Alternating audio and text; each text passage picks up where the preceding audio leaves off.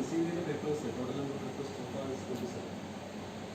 27 we got from our college as well as outside. Our college maximum contribute 15 papers from electrical department, electrical and electronics department. Total is 27.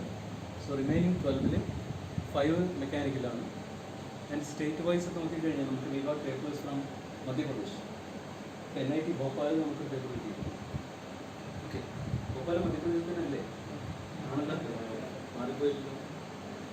So Bhopal is there. Then NIT Trichy paper. Then yesterday we got a paper from Maharashtra. Pune University. Then another paper from Ahmedabad University. So they are getting papers from various Samir Tata and then what do you think? Are you aware about the conference? What a conference is? Can you please explain what's the conference?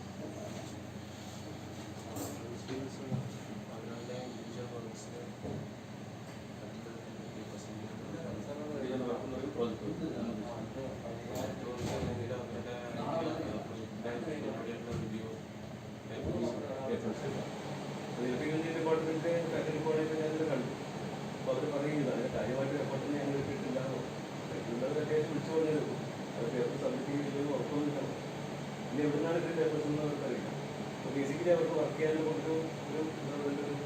task.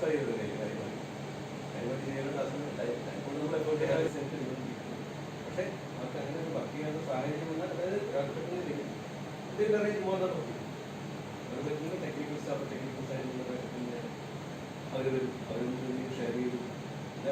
share paper side. Mechanical 40, 40.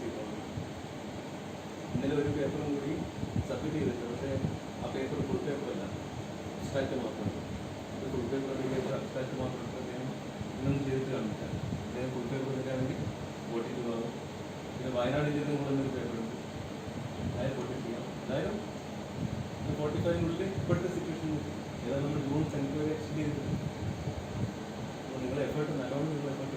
കാരണം ഒരു paper വരണമെങ്കിൽ like in today's scenario, people are not going within conference. Conference പോകാത്ത സാഹചര്യം കഴിഞ്ഞ മീറ്റിംഗ്സിൽ നമ്മൾ discuss ചെയ്തതാണ്.